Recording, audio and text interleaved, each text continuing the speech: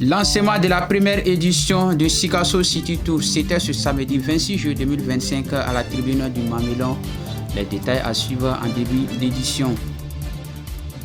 Proclamation ce vendredi 25 juillet 2025 des résultats du bac session de juin 2025 sur toute l'étendue du territoire national. Au lycée Monseigneur Didier Monclos de Sikasso, une ambiance contractée. Les détails à suivre également au cours de cette édition. Lancement ce jeudi du projet Maliba Drone pour booster l'innovation technologique, une initiative de Zegedi Moussa Diarra, un jeune entrepreneur malien. C'est les détails à suivre au cours de cette édition. C'était là les titres. Bonjour, bonsoir mesdames et messieurs, selon l'endroit où vous êtes, content pour moi de vous retrouver. Bienvenue à cette session d'information.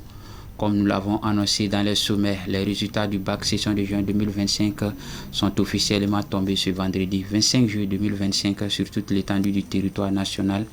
À Sikasso, notamment au lycée Monseigneur Monclos, l'annonce des résultats a plongé les élèves et leurs familles dans une atmosphère d'émotion.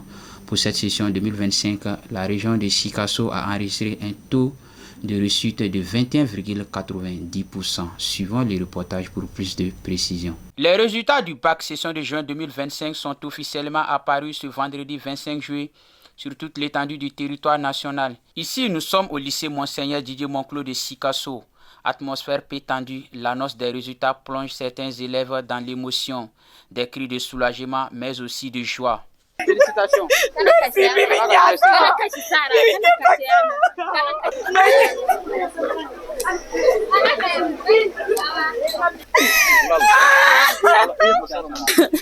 Merci,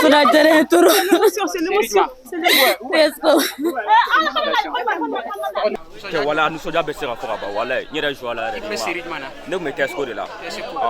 Donc, voilà, nous, selon les chiffres officiels, la région de Sikasso a enregistré un taux de réussite de 21,90%, quant au taux de réussite national 38,75% contre 27,23% en 2024.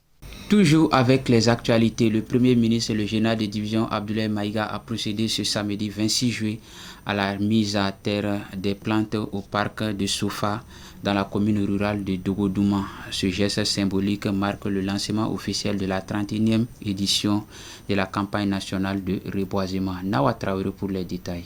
Le chef du gouvernement a lancé un appel à l'implication active de chacun, autorités publiques, collectivités locales, chefs de village et de la population. La campagne nationale de reboisement représente une réponse collective, intégrée et stratégique à l'un des défis majeurs de notre époque. La dégradation des terres, la destruction des forêts et la perte tragique de la biodiversité. Le ministre de l'Environnement, de l'Assainissement et du Développement durable, Doumbia Mariam Tangara, a rappelé que cette dynamique reste ancrée dans les réalités socio-économiques du Mali. En plus des prévisions, des 41 384 716 plants à produire, de 31 876,21 hectares de terres à reboiser et de 385 156 hectares de terres dégradées à récupérer. De nombreuses politiques stratégiques et réformes ont à cet effet été mises en œuvre, notamment la loi relative à la gestion des ressources du domaine forestier national. Également, grâce à l'impact du projet de restauration des terres dégradées, plus de 26 000 hectares ont été reboisés, plus de 30 millions de plants ont été mis en terre et plus de 13 000 emplois directs ont été créés. Ce projet bénéficie d'un demi-million de personnes à travers les 14 régions du pays. De Dogodouma, nous revenons ici à Sikasso qui a abrité ce samedi 26 juillet 2025 le lancement officiel de Sikasso City Tour. L'initiative est de Mali Tourisme en collaboration avec la direction régionale du tourisme de Sikasso pour valoriser et faire découvrir le patrimoine culturel du Kénédougou à la population. Suivons les reportages pour plus de détails. Offrir un espace de distraction mais aussi de découverte aux enfants, c'est le but de ce Sikasso Tour lancé ce samedi 26 juillet 2025 sur les pieds du Mamelon. La cérémonie était présidée par le préfet du cercle de Sikasso en présence du maire de la commune urbaine, des notabilités traditionnelles représentants du monde culturel. Déjà à sa première édition dans la capitale du Kénédougou, cette initiative de Mali Tourisme en partenariat avec la direction régionale du tourisme de Sikasso, Sikasso City Tour CV, un cadre de découverte des riches patrimoines du Kénédougou, peu connu par les populations. Le City Tour n'est pas seulement une activité de loisir. Il s'agit avant tout d'un outil d'éducation, de sensibilisation et de renforcement de l'identité culturelle nationale. Sikasso City Tour ambitionne de faire connaître aux jeunes générations la richesse de leur patrimoine et l'histoire de leur pays à travers la découverte des sites historiques, culturels, naturels et patrimoniaux de la ville et ses environs. Je suis convaincu que ce moment sera propice pour une implication totale et parfaite de l'ensemble des acteurs concernés. Et cela permettra de faire de cette activité une réussite totale, mais aussi de travailler à sa pérennisation au plus grand bonheur de nos enfants. Comme le disait l'autre, connais-toi toi-même est la meilleure des connaissances. Occasion pour le maire de la commune urbaine de Sikasso, parrain de l'événement, d'inviter les jeunes à saisir cette occasion de partage. J'ai trop aimé, mais ce n'est pas ma première fois de venir ici. Qui viennent s'inscrire pour que chaque week-end, on parte se promener. Je suis particulièrement heureux et sensible à ce choix pour commencer le tour au Mali. La connaissance par les enfants de leur pays, dans son histoire, sa géographie, son économie et sa géologie est très important pour le développement de notre pays. Donc, j'espère que ce tour va permettre aux enfants de s'abreuver des réalités qui leur sont nécessaires pour construire le pays. Au menu de cette première édition, des visites guidées de sites touristiques comme le Mamelon, le Tata de Sikasso, entre autres. Les organisateurs attendent faire de cet événement un rendez-vous annuel avec pour objectif de stimuler l'économie locale à travers le tourisme et de renforcer l'attachement des populations à leur patrimoine. Sikasso City Tour! Sikasso City Tour! Toujours avec les actualités, le président de la transition, le général d'armée Assimi Goïta, non moins le président en exercice de la Confédération des États du Sahel, a reçu en audience ce jeudi 24 juillet son Excellence Dr Badr Abdelati, ministre des Affaires étrangères, de l'immigration et des expatriés de la République arabe d'Égypte.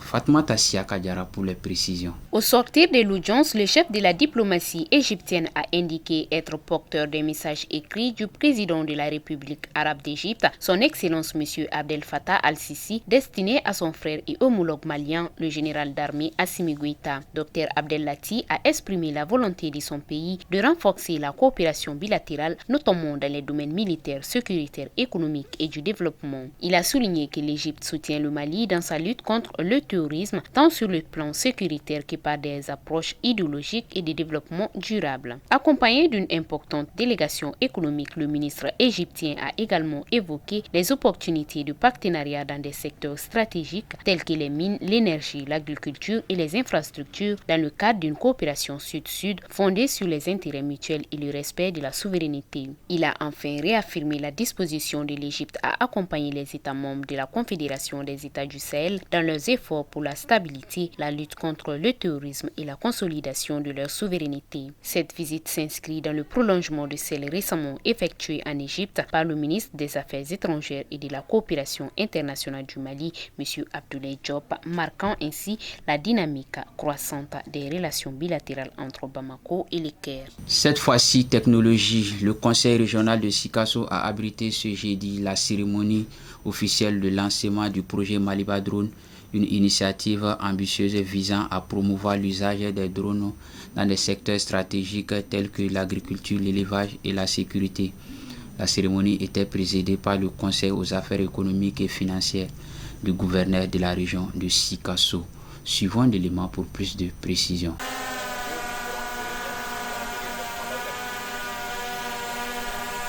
Le projet Maliba Drone est ainsi lancé ce jeudi à Sikasso, porté par le jeune entrepreneur Zegedi Moussa Diarra et soutenu par le Conseil régional de Sikasso. L'initiative Maliba Drone vise à offrir des solutions modernes aux défis liés à la productivité agricole, la surveillance pastorale, mais aussi à la sécurité des personnes et des biens grâce à l'utilisation intelligente des drones. Le projet prévoit d'abord, primo, la conception sur place de drones industriels made in Mali, 20 drones par mois pour l'agriculture, pour l'élevage, pour la communication, l'information, la sécurité, la défense, mais aussi la géologie, les mines, les levées topographiques, l'urbanisme, mais tout ce qui concourt également à la communication à grande échelle.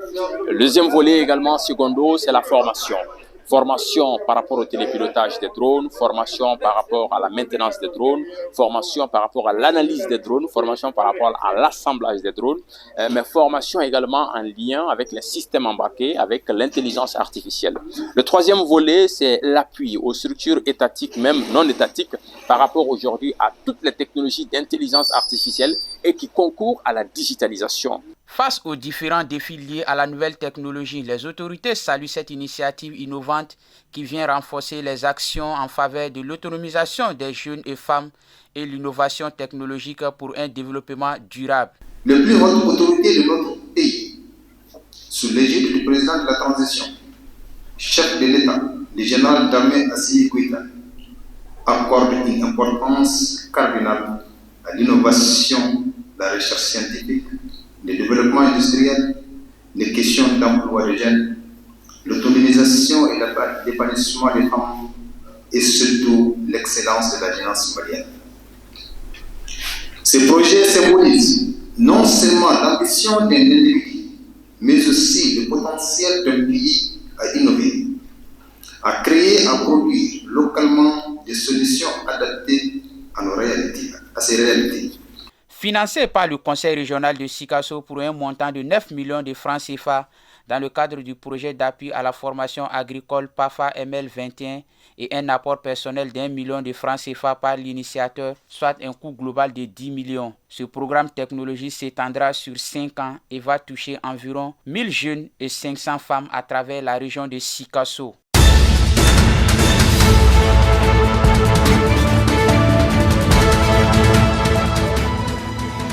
C'est cette information qui nous conduit vers les actualités hors de nos frontières. C'est une compilation de nos confrères de Africa News.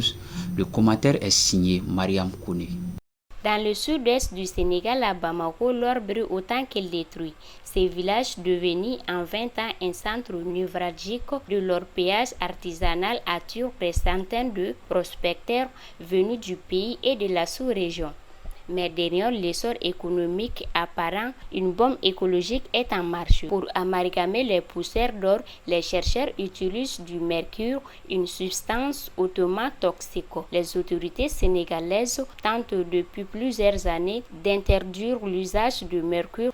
En attendant, les orpailleurs comme les riverains prennent des risques quotidiens pour quelques grains d'or et beaucoup d'incertitudes. Les forces de soutien rapide FSR, groupe paramilitaire impliqué dans la guerre civile qui ravage le Soudan depuis avril 2023, ont annoncé samedi 26 juillet la nomination d'un premier ministre actant la création d'un gouvernement parallèle dans les zones sous leur contrôle. Les FSR, dirigés par le général Mohamed Adan Daglo, dominent aujourd'hui la majeure partie du Darfour, à l'ouest, et plusieurs localités du Kordofan, au centre-sud du pays.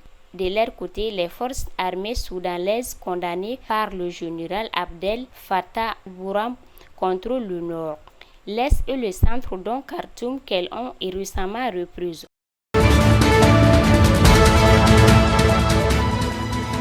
À Gaza, dans les rues dévastées de la ville, des filles, de femmes, d'enfants et de vieillards s'allongent chaque jour devant les rares cuisines caritatives encore en fonctionnement. Casseroles vides à la main, ils attendent 2 heures dans l'espoir de recevoir un peu de nourriture. Selon l'ONU, les livraisons d'aide sont largement insuffisantes pour répondre aux besoins de plus de 2 millions de personnes. Plusieurs centaines de Palestiniens ont été tués ces dernières semaines en tentant de récupérer de la nourriture lors des distributions. Face aux pressions internationales, Tchassal a annoncé samedi soir le lancement de largage d'aide aérienne ainsi que l'établissement des corridors humanitaires pour les convois de l'ONU.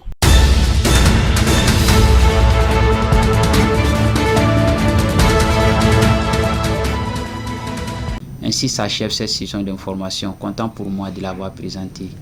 Bonne suite de programme sur Kene TV, vous que nous suivez à Amdalaï, à Sirakoro, à nos téléspectateurs de Kadjolo et Kaï, Kala Bénis, le Mali.